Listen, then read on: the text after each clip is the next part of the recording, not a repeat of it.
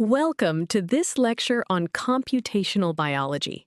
Today, we are going to explore a fascinating and foundational technique known as the dot matrix method. When scientists first began sequencing DNA, they faced a massive challenge.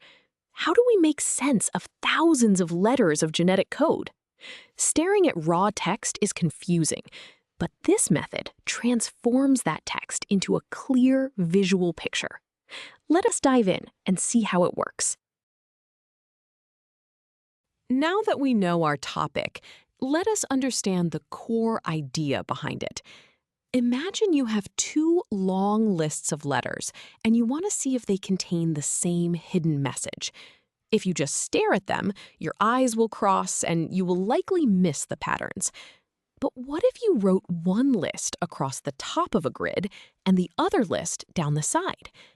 Every time the letter on the top matches the letter on the side, you draw a little dot in that specific box. This simple visual game of connect the dots is exactly how scientists first started comparing genetic codes. Building on that simple grid idea, you might wonder why we still use this method when we have incredibly powerful computers today. The answer lies in human biology. The human eye is incredibly good at recognizing visual patterns. A dot plot provides a complete bird's eye view of the entire relationship between two sequences at once. Other advanced algorithms might only give you the single best matching region, completely ignoring other interesting structural features hidden in the background. Dot plots are uniquely powerful for spotting large-scale genetic events, like sequences that stutter and repeat themselves.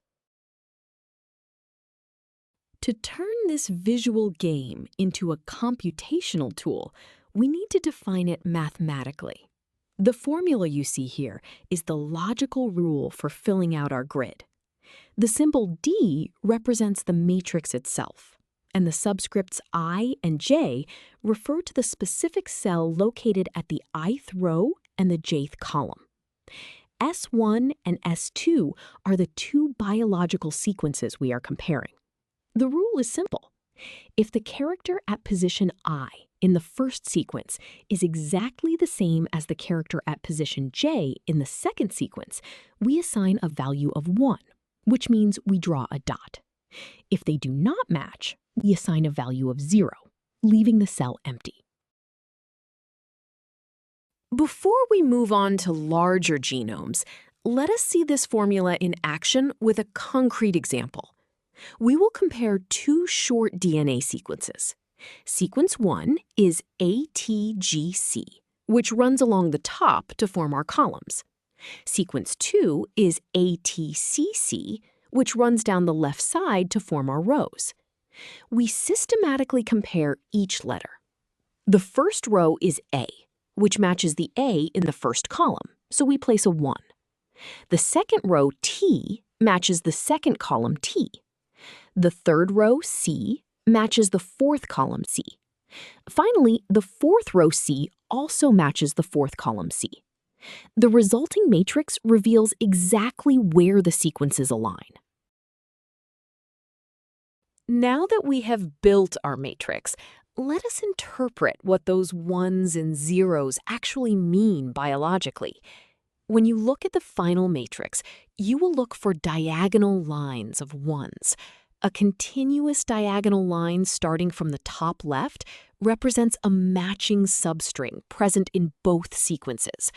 But what happens when that line breaks? In our previous example, the break in the diagonal at the third position shows us exactly where a mutation occurred, because sequence 1 had a G, while sequence 2 had a C. This visual break instantly tells a biologist that there has been a single nucleotide substitution. While this works perfectly for short sequences, scaling up to real biological data introduces a new challenge. As the lengths of the sequences increase to thousands or millions of letters, the matrix becomes much larger. In these massive grids, Random single-letter matches happen all the time, just by chance. This creates a lot of scattered dots that look like static noise on an old television screen. If we want to find meaningful biological relationships, we must find a way to handle this background noise and filter out the random, isolated dots so the true patterns can emerge. To fix this noise problem, we introduce a filtering formula using a sliding window technique.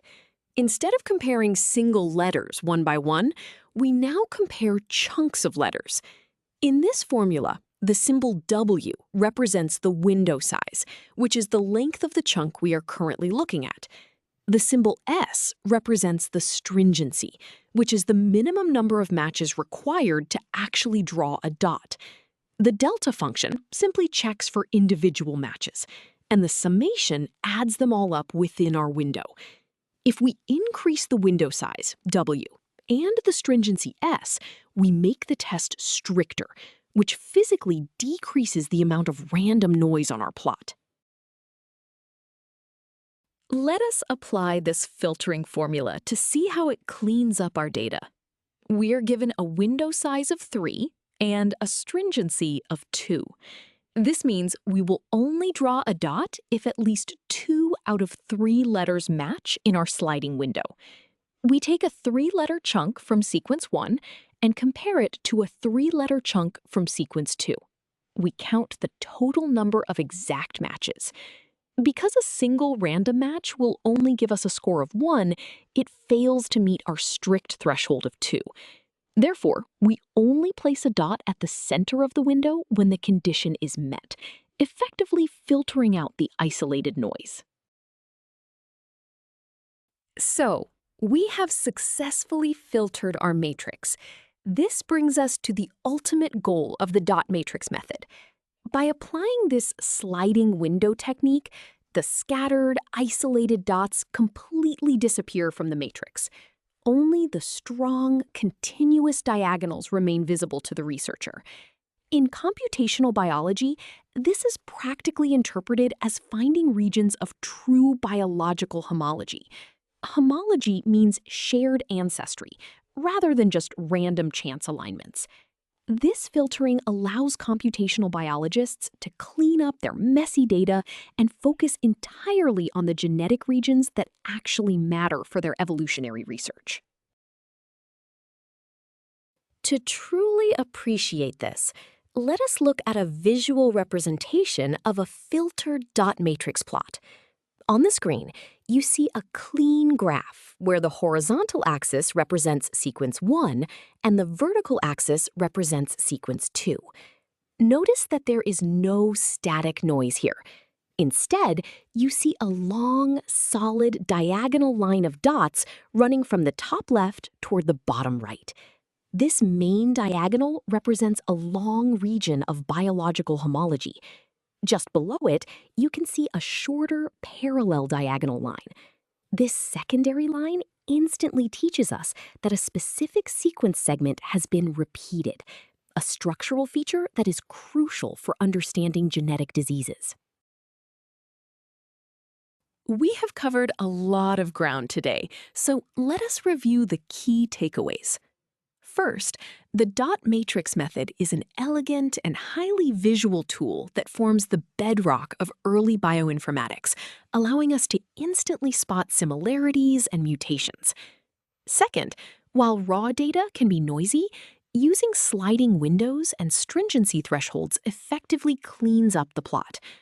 Finally, mastering this method gives you a strong, intuitive foundation for understanding how genetic sequences align, mutate, and evolve over time. You now have a powerful tool for your computational biology toolkit.